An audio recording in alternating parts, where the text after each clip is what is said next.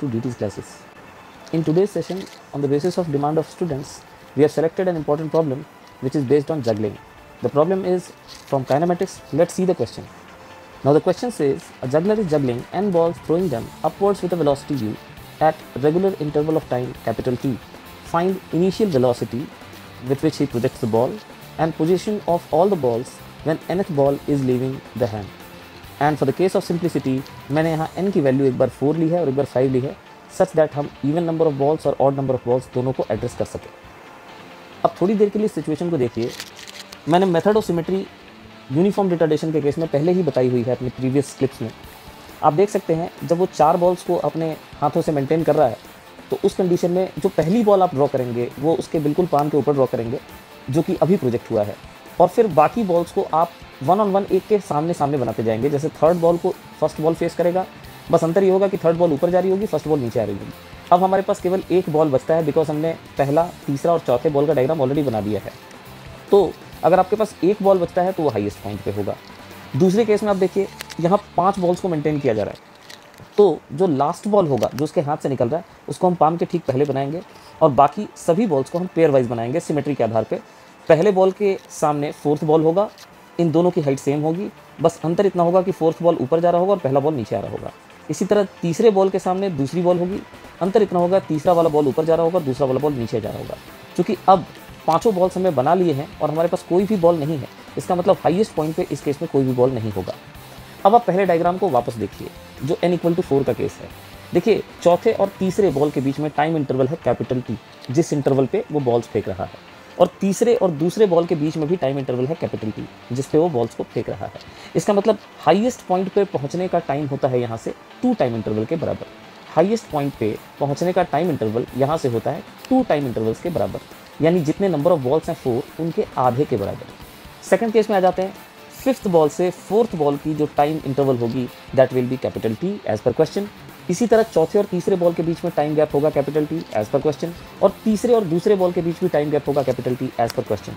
इसका मतलब इस बार हाईएस्ट पॉइंट पे पहुंचने का जो समय होगा जहां उसकी वेलोसिटी 0 होगी वो समय 1 + 1 + हाफ टाइम इंटरवल के बराबर होगा, यानी 2.5 टाइम इंटरवल्स के बराबर होगा, यानी कि total number of balls divided by 2 T time intervals के बराबर होगा। टोटल नंबर ऑफ बॉल्स 5 हैं और टाइम इंटरवल जो लगेंगे हाईएस्ट पॉइंट को पहुंचने में वो 5/2 लगेंगे, 5/2 T लगेंगे।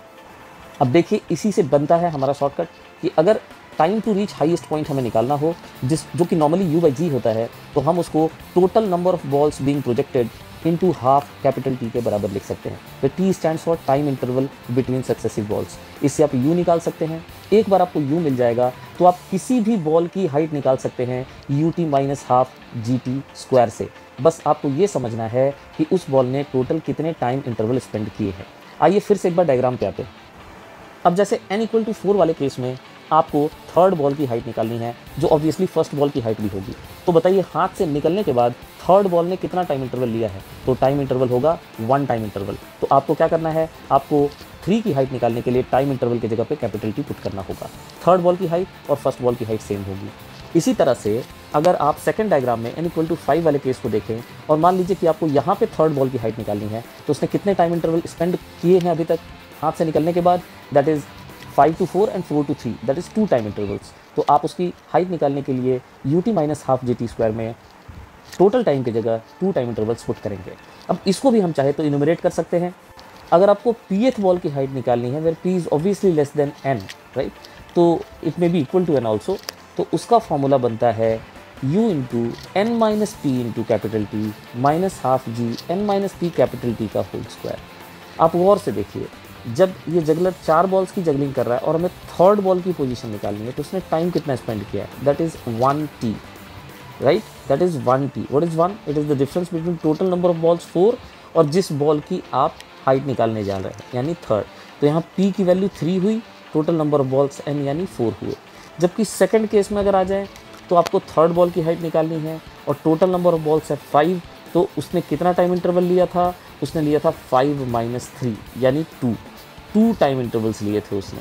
तो आप देखिए ये फार्मूला बिल्कुल सेट बैठता है कि अगर आपको हाइट ऑफ pth बॉल निकालनी है तो you have to use U × n - p × capital T -½ G n - p × capital T whole square.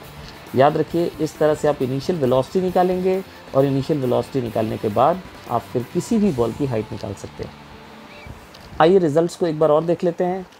Highest point पे पहुंचने का टाइम इंटरवल u/g होता है, जिसको जितने भी नंबर ऑफ बॉल्स की जगलिंग हो रही होगी depth divided by 2 into capital T आप पुट करेंगे, where T stands for the time interval at which the successive balls are being thrown. इससे आपको u की वैल्यू मिल जाएगी। एक बार आपको u की वैल्यू मिल जाएगी तो आप pth बॉल की हाइट निकालने के लिए फॉर्मूला यूज़ करेंगे u into n minus P into time interval t minus half g n minus P into time interval t की होल स्क्वायर। और इस तरह से आप किसी भी बॉल की हाइट और इनिशियल वेलोसिटी ऑफ प्रोजेक्शन निकाल सकते हैं। ये जो रिज़ल्ट आपको दिया गया है, ये रिज़ल्ट मैं इसको कोई शॉर्टकट नहीं बोलूँगा, I have just solve a problem. इसका बेसिकली जो शॉर्टकट है वो हम पहले ही एक क्लिप में दे चुके हैं, जिसमें हमने बताया था कि यूनिफॉर्म रिटार्डेशन के केस में सिमेट्री को कैसे यूज़ किया जाता है। So it is nothing but extension of that clip.